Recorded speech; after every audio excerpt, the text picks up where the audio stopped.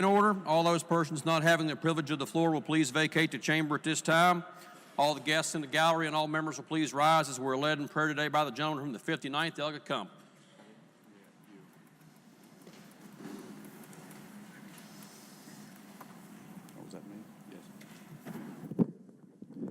Our eternal Father in heaven, we thy children come before thee this morning to thank thee for all the blessings thou hast given us. We thank thee also as elected officials for giving us the opportunity to serve the citizens of West Virginia. Bless us that we may stand where we're appointed and to reach out and seek thy wisdom in all that we do. We ask in Jesus' name, amen. Amen. All members and guests will please remain standing as we're led in the Pledge of Allegiance by the gentleman from the 16th Delegate Linville. Please join me in saluting our country.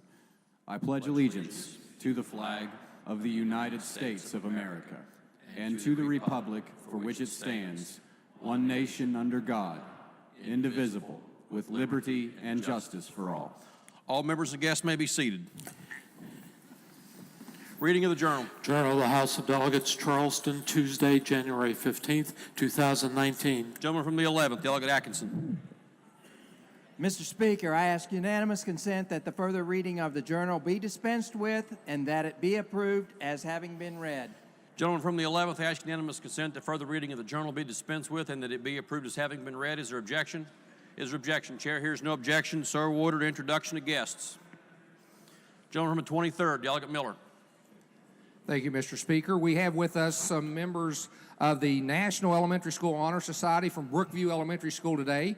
We have paging with us their president, Zoe Renner, vice president, Chelsea Westfall, the secretary, Leah Thompson, and treasurer, Haven Dolan. And in the West Gallery, also Honor Society members Tanner Cook, Jason Farrell, Caitlin Flippin, Isaiah Fowler, Peyton Maynard, Gunnar Wall, Reagan Williams, and Leighton Williams. They're escorted by their advisors, Ms. Susan Hoddle, Stephanie Harper, and Kathy Kinder. If they would all stand in the House, please make them feel welcome.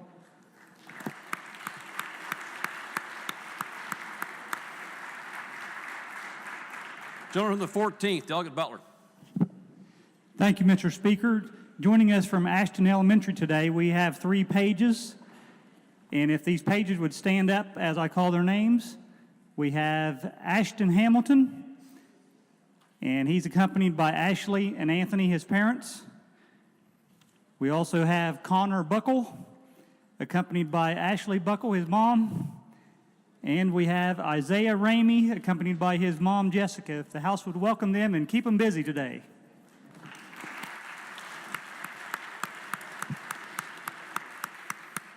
Gentleman from the 26th, Delegate Evans. Thank you, Mr. Speaker. I'm supposed to have in the gallery somewhere some of the kids from McDowell County that are here for Youth in Government. I'm not sure that they're there or not. I can't see from my position, but if they are, I'd ask the House would make them feel welcome. Also, joining us, watching us on the live stream from Southside Middle School in McDowell County, the many kids there watching today, I ask that we make them all feel welcome.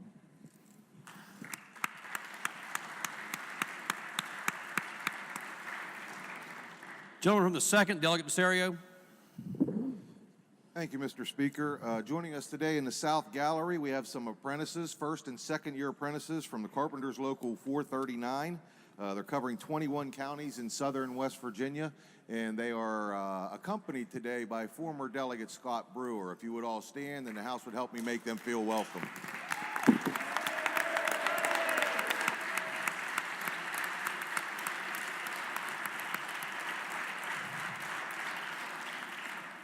Lady from the 65th, Delegate Brown.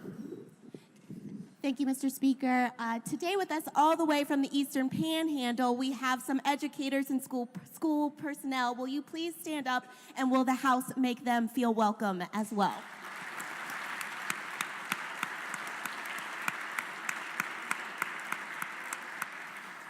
Gentleman from the 19th, Delegate Thompson.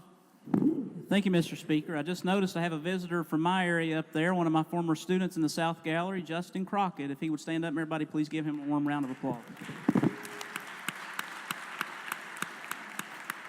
Gentleman from 24th, Delegate Rodriguero.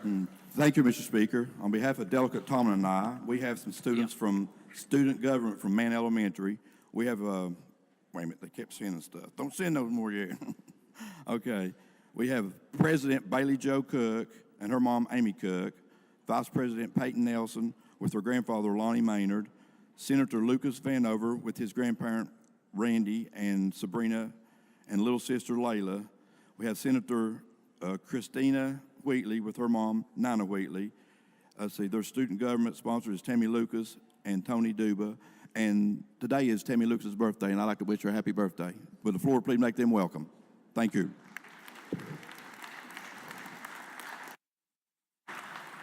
Are there further introductions of guests at this time? If not, reports of standing committees. Your Committee on Judiciary has had under consideration House Bill 2190, modifying bail requirements. Reports back committee substitute, therefore, with the recommendation that the committee substitute do pass. Report to be received. Your Committee on Health and Human Resources has had under consideration House Bill 2077, prohibiting smoking in an enclosed motor vehicle when a child under the age of 8 is present. Reports the same back with the recommendation that it do pass, that it be referred to Committee on Judiciary. Report to be received. Bill be referred to the Committee on Judiciary. Committee on Health and Human Resources has had under consideration House Bill 2319, creating a state-administered wholesale drug importation program. Reports the same back with amendment, with the recommendation that it do pass as amended, that it be referred to the Committee on Judiciary. Report to be received. Bill be referred to the Committee on Judiciary. Committee on Government Organization has had under consideration House Bill 2311, exempting short-term license holders to submit information to the State Tax Commission once the term of the permit has expired. Reports the same back with the recommendation that it do pass. Report to be received. Further reports of standing committees. Reports of select committees. Messages from the executive. Messages from the Senate. Resolutions. House Concurrent Resolution 6, United States Army Private First Class Earl Russell Cobb, Spec 4 Carl Bradford Goodson, and Staff Sergeant George T. Saunders, Jr. Memorial Bridge. Lady from the 49th. Thank you, Mr. Speaker. I ask unanimous consent that the further reading of resolutions introduced be dispensed with and that they be considered as formally introduced and referred to the appropriate committees as indicated in the chamber automation system. Lady from the 49th, I ask unanimous consent that further reading of resolutions introduced be dispensed with and that each resolution be considered formally introduced and referred to the appropriate committees as shown on the chamber automation system. Is there objection? Is there objection? Chair hears no objection.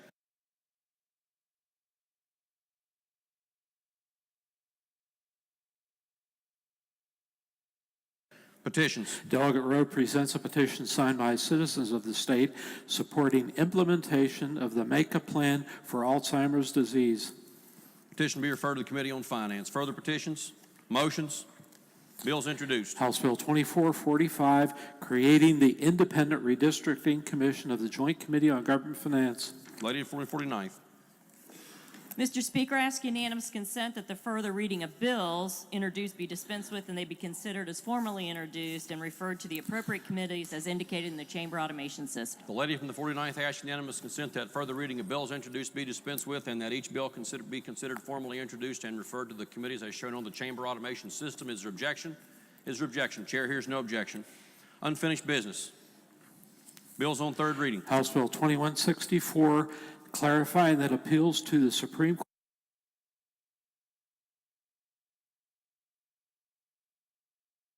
Court are a matter of right. Gentleman from the 27th, Delegate Schott, to explain the bill. Thank you, Mr. Speaker, and good morning. This House Bill 2164 is a bill that's identical to a bill that passed this House last session by a vote of 98-0, hotly contested bill. The bill clarifies that a civil or criminal appeal of a circuit court decision is, first, a matter of right, that the Supreme Court of Appeals must afford an opportunity to be heard, a full and meaningful review, and issue a written decision on the merits. By way of background, just to give you an idea why this bill is important, before 2011, all appeals to the Supreme Court were discretionary. They were reviewed by the court. The petition requesting that the court review the case was presented. They were reviewed, but about 3/4 were refused with no explanation and no decision on the merits. To provide further context, I'm going to refer to a report prepared by Rory Perry, who was the clerk of the Supreme Court of Appeals, and this was dated December 15th. he provided some statistics. Between 2006 and 2010, that 5-year period, the court refused 12,050 appeals and only made decisions on 670. So 12,050 were refused without explanation. 670 were actually heard and a written decision issued. Now, the court, during the period of 2011, changed its rule regarding that because of the, I guess, the pushback they received as to these type of discretionary appeals. And now all appeals are heard. One of two types of decisions are rendered, either a memorandum decision, which essentially is used whenever the court is referring to or relying on a previous precedent established in a previous case or relying on the law without any further interpretation. In those cases where some modification of prior law or a new interpretation of an existing statute or a new statute, they actually issue a written and signed opinion. The reason for this bill is that change of the process was internal. The court did it by rule, and just as they did in that case, they could change that rule at any time and revert to appeals being discretionary rather than as a matter of right. So this bill simply codifies what is now the existing law and clearly demonstrates our position that appeals should be a matter of right and they should be a full and meaningful appeal. Mr. Speaker, I recommend that we adopt the bill. Question before the House is, shall the bill pass? Are there members who wish to speak to the passage of the bill? Gentleman from the first, Delegate McGeehan. Thank you, Mr. Speaker. Will the Chair of the Judiciary please yield for a question? Yes, certainly. Sir, I asked counsel up in the Judiciary Committee a pretty simple question. I asked the counsel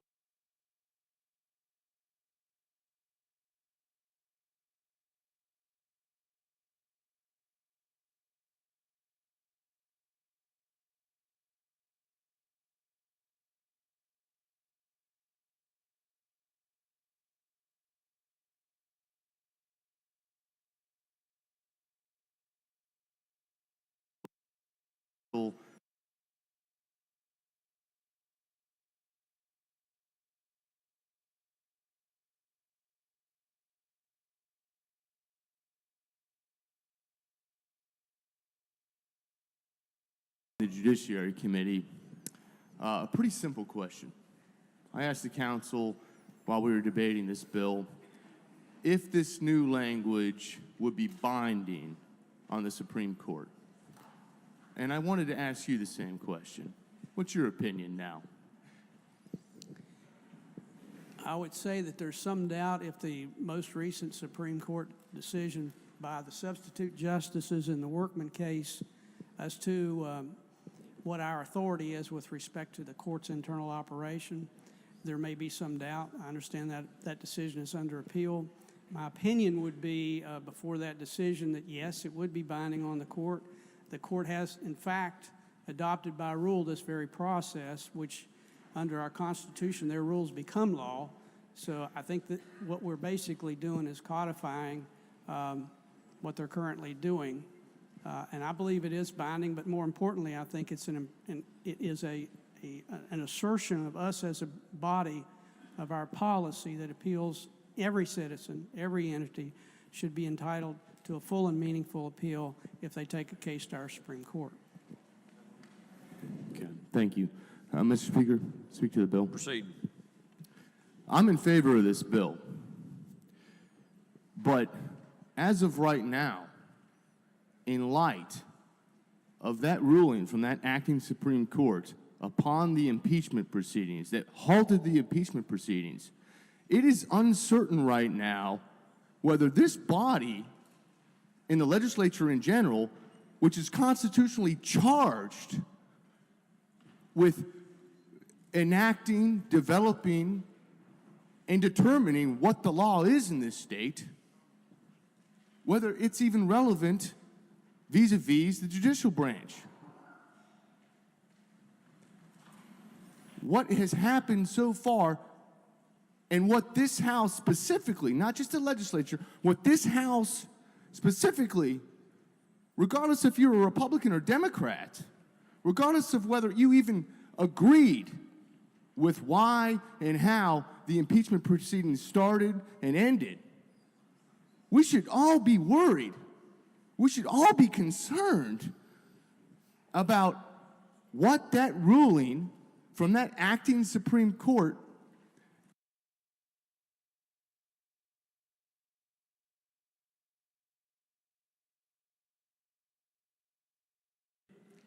what it effectively did was it annihilated the impeachment powers of this House.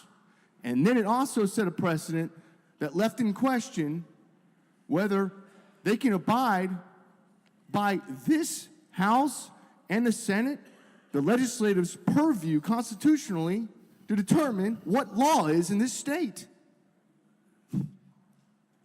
The powers of impeachment belong to this House exclusively. Sole power of impeachment in the state constitution. Sole power of impeachment. We are the check, the last check on the other two branches of government. We cannot let that court decision stand as law, folks, because this goes beyond party, this goes beyond just this legislature. It goes beyond, it goes well into the future. It is a horrible precedent.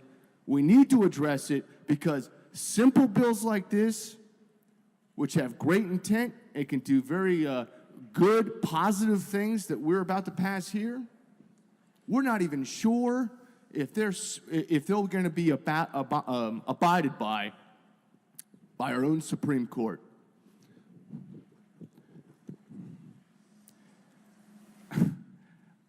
I honestly just can't believe that this took place in our state. I honestly just can't believe that this took place in our state. Some people in this building do not take their oath of office very seriously. We need to uphold our oath of offices.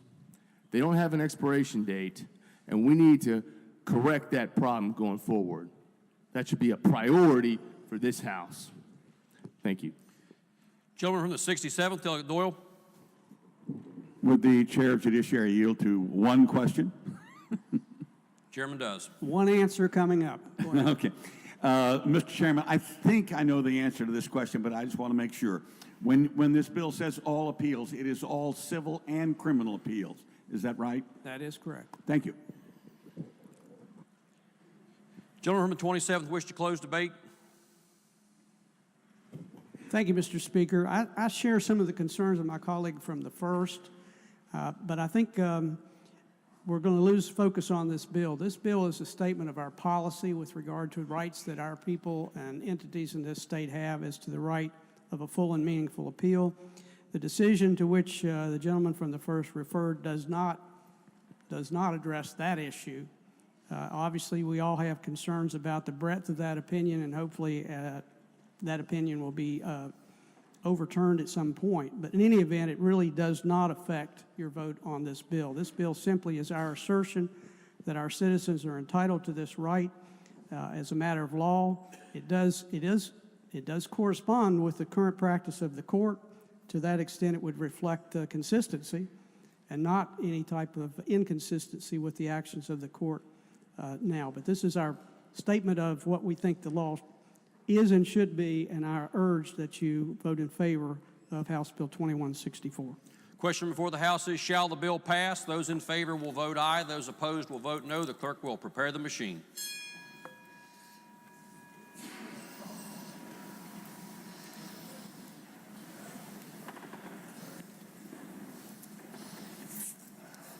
Has every member voted?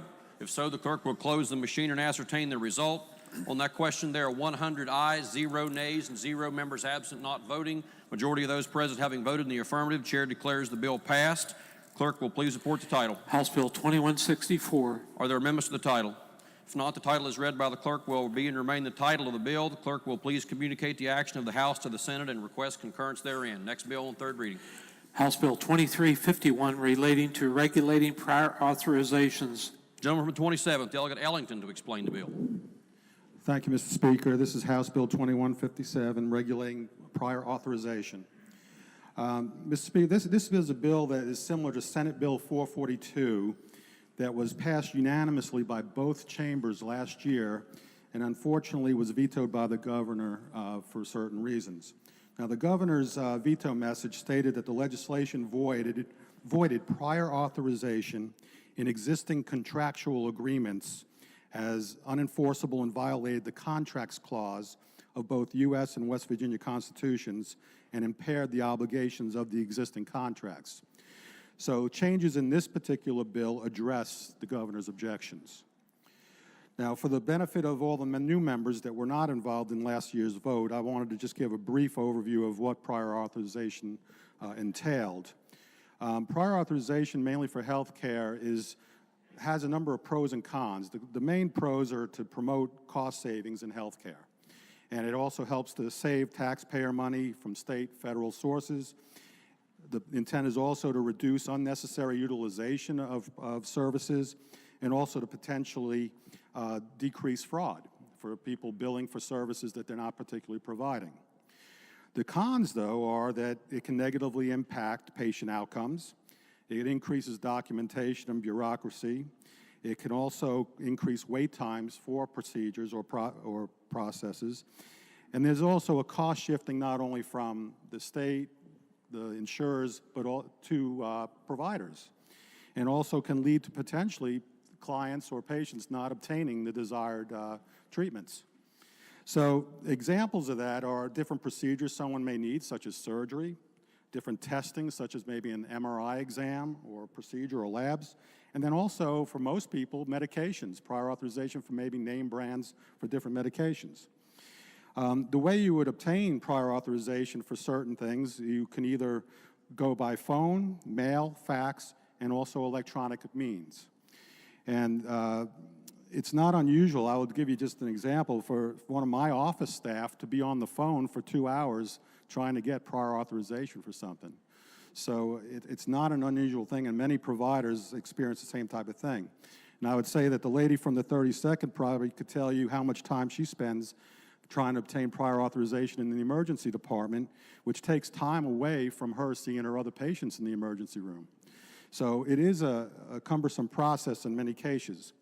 Now, I should mention that in emergency situations, the Affordable Care Act did state and prohibits that insurers are not able to require prior authorization for true emergencies. Okay, and that's something that's in this bill, that expedited type of services that we have. So the concern is to improve the prior authorization process, and that helps not only the providers, which would be your pharmacists, physicians, and also our hospitals. It also helps the insurers streamline things, and it also, in the ultimate, is to help the patients in the long run. So that's kind of what this is looking at. Now, to have some uniformity, efficiency, and consistency in the process, this bill deals specifically with electronically submitted prior authorization reports. And House Bill 2351 has three main topics. It provides for electronically transmitted prior authorization forms. It establishes procedures for both the submission and the acceptance of requests. And then the third part is it sets the effective date, implementation, and deadlines for these to occur. Now, the insurers that it involves is the PIA, managed care organizations within the state of West Virginia, and all of the other private commercial insurers. So it has each of those entities involved. Now, dates, October 1st, 2019 is when each of these insurers have to develop these forms. They have to have it on a web page where they're easily identifiable and accessible. There have to be instructions for the submission and of the clinical documentation, and also to provide electronic notification confirming the receipt of those requests. So there's a record of that when it was requested. On July 1st, 2020, each of the insurers have to accept electronic prior authorization requests and also to be able to respond. So July 1st of next year is when this has to be effective. There is an exception for that. On January 1st, 2020, if certain insurers already have electronic ability for prior authorization requests, they have to initiate it on January 1st and implement the regulations that are in this rule. So there are two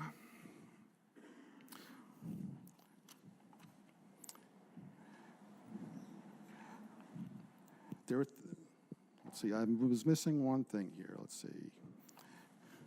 Okay, there are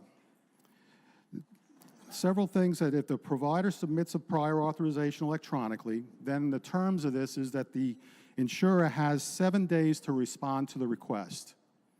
And sometimes it can take a lot longer than that by other means. There are exceptions to that. There's a 2-day response if the request for the medical care or other services for the condition where the time frame for either routine or non-life-threatening care determines 2 of the cases. The first one is if delaying the care within that 7 days would seriously jeopardize the life, the health, or the safety of the patient or another individual with that patient due to the psychological state of that patient. And typical examples might be in a case of substance abuse where the person needs to get into a treatment regimen much sooner than waiting for a delay. Not necessarily an emergency, but something they need to initiate. The second one is in the opinion of the practitioner that it would subject the patient to adverse health consequences without the care of the treatment. Say someone has elevated blood pressure and they need to be started on a medication immediately to prevent something like a stroke in the next several days, instead of delaying that medication for the next week or two. So those are the 2 examples that I gave, but those are the 2 sets where they can respond quicker. Now, the information in the request, if it is not complete or insufficient, the insurer responds back to the provider, and the provider has a 72-hour time frame to respond to that and complete the information. If it is not completed at that time, then the request is automatically denied, and a new request has to be submitted. Now, there are several other parts of this, too. The insurers also have to make available on their website their policies, contracts, and any agreements online for specific services, devices, or medications that require the prior authorization. So it's clear and concise so people know what has to be authorized. The second part is that they shall use national best practice guidelines for their prior authorization process. Now, there's another part that is specific just to the managed care organizations. There's a carryover of 3 months that if someone changes that managed care organization and had a prior authorization for, say, a procedure, and they switch to a different managed care organization, that other one has to honor that prior authorization for those first 3 months. That's been something where in the Medicaid process, several years ago, it was not unusual for us to have someone change month to month from one plan to another.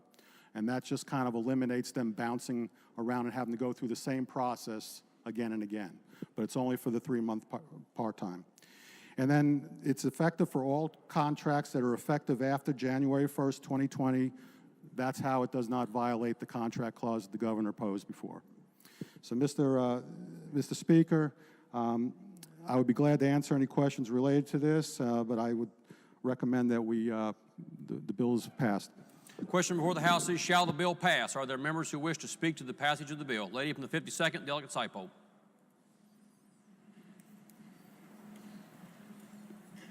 No?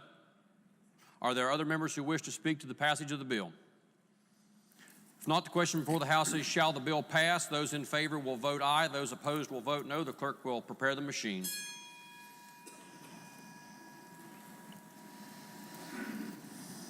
Has every member voted? If so, the clerk will close the machine and ascertain the result on that question. There are 100 ayes, 0 nays, 0 members absent not voting. A majority of members present having voted in the affirmative, the chair declares the bill passed. Are there amendments to the clerk will report the title? House Bill 2351. Are there amendments to the title? If not, the title as read by the clerk will be and remain the passage of the bill. Clerk will please communicate the action of the House to the Senate and ask concurrence therein. Further bills on third reading. Bills on second reading. Committee substitute for House Bill 2028, limiting supervision of laying of lines on state rights of way. Are there amendments? Delegate Harshbarger moves to amend the bill. This is HFA Harshbarger 1-16, number 1. Does the gentleman from the 7th ask unanimous consent to explain the amendment in lieu of having it read? Is there objection? Chair hears no objection. Gentleman from the 7th. Thank you, Mr. Speaker. This amendment basically just adds, right now, just basically water line and sewer line. This adds utilities and pipelines. And understanding most public service districts only install water line or sewer line, but just kind of looking in the future, if we ever partner with a PSD to lay broadband or another utility in the line while they're concurrently installing a water line, this just gives them some ease of having a state inspector on site during the course of the whole job when that other utility possibly could be installed on a state right-of-way. So that's basically just include utilities and pipelines. Thank you, Mr. Question before the House is the adoption of the amendment. Are there members who wish to speak to the amendment? Delegate from the 56th, Delegate Howe. Thank you, Mr. Speaker. I support the gentleman's amendment. Going forward into the future, it broadens the bill and it will be good for the future. Further members who wish to speak to the passage of the amendment? Does the gentleman from the 7th wish to close debate on the amendment? If not, the question before the House is the adoption of the amendment. Those in favor will say aye. Those opposed will say no. The ayes have it, and the amendment is adopted. Are there further amendments? If not, the bill will be advanced. Committee substitute for House Bill 2038 relating to the procedure to determine if an occupation or profession should be regulated. Are there amendments? If not, the bill will be advanced. Committee substitute for House Bill 2128 allowing state employees to take paid leave to attend parent-teacher conference for their children. Are there amendments? If not, the bill will be advanced. Committee substitute for House Bill 2183 clarifying where a charge of DUI may be brought against an individual. Are there amendments?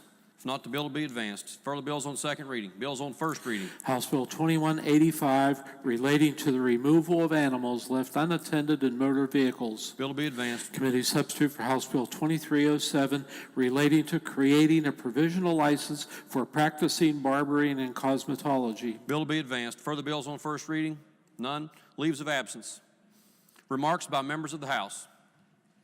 Remarks by members of the House. Introduction of guests. Miscellaneous business. Lady from the 49th. Thank you, Mr. Speaker. I move subject to announcements that the House adjourn until 11 a.m. tomorrow. Lady from the 49th moves that subject to announcements. The House stand adjourned until 11 a.m. on tomorrow, Thursday, January 17th. Are there announcements? Gentleman from the 10th, Delegate Chris. Thank you, Mr. Speaker. Your Committee on Finance will meet Wednesday afternoon at 2 p.m. with a budget presentation from the Department of Administration, and at 4 p.m. with the School Building Authority. Thank you, Mr. Speaker. Gentleman from the 35th, Delegate Capito. Thank you, Mr. Speaker. The Committee on the Judiciary will resume the posted agenda at 2 p.m. this afternoon in the committee room. Gentleman from the 21st, Delegate Dean. Thank you, Mr. Speaker. Your Committee on Education will meet in the House Education Room at 2:30 today. Republican members will caucus at 2 in the Chairman's office. Gentleman from the 28th, Delegate Pack. Thank you, Mr. Speaker. Republican members of this House will caucus here in the chamber today at 12. Gentleman from the 9th, Delegate Holland. Thank you, Mr. Speaker. The Committee on Prevention and Treatment of Substance Abuse will meet tomorrow, January 17th at 3:30 p.m. Government org. The agenda is posted. Gentleman from the 13th, Delegate Cato. Thank you, Mr. Speaker. Your Republican members on the Committee on Government Organization will caucus today in GovOrg at 2 o'clock. Thank you. Gentleman from the 1st, Delegate McGeehan. Thank you, Mr. Speaker. Your Committee on Veterans Affairs and Homeland Security will meet this afternoon at 1 o'clock p.m. in the House Education Room. The agenda is posted. Gentleman from the 16th, Delegate Linville. Thank you, Mr. Speaker. Your Committee on Technology and Infrastructure will meet this afternoon at 4 p.m. in the House Government Organization Room. The agenda is posted. Gentleman from the 35th, Delegate Nelson. Thank you, Mr. Speaker. Your Committee on Banking and Insurance will meet tomorrow at 10 a.m. in the House GovOrg office, and the agenda shall be posted. Gentleman from the 41st, Delegate Hill. Thank you, Mr. Speaker. Your Committee on Health and Human Resources will meet at 2 p.m. tomorrow in the House Committee Room, 215E, and we will caucus at 1:30 tomorrow in the Chairman's office. Gentleman from the 48th, Delegate Queen. Thank you, Mr. Speaker. Your Committee on Small Business, Entrepreneurship, and Economic Development will meet tomorrow at 9 a.m. in House Government Organization. The agenda will be posted. Gentleman from the 17th, Delegate Rohrbach. Thank you, Mr. Speaker. Your Committee on Seniors, Children, and Family Issues will meet tomorrow at 1 p.m. in the House Government Organization. Lady from 32nd, Delegate Staggers. Thank you, Mr. Speaker. Tomorrow at 1:30 in room 230, the Democrats on the Health and Committee shall caucus. Gentleman from the 2nd, Delegate Serio. Thank you, Mr. Speaker. The West Virginia AFL-CIO will have a labor caucus today, Wednesday, January 16th, immediately following the floor session in the House Government Organization Room, Committee Room 215, and lunch will be provided. Are there further announcements? Are there further announcements? If not, the question before the House is the motion by the lady from the 49th that the House stand adjourned until 11 a.m. tomorrow. Those in favor will say aye. Those opposed will say no. Ayes have it, and the motion is adopted. This House is adjourned until 11 a.m. tomorrow.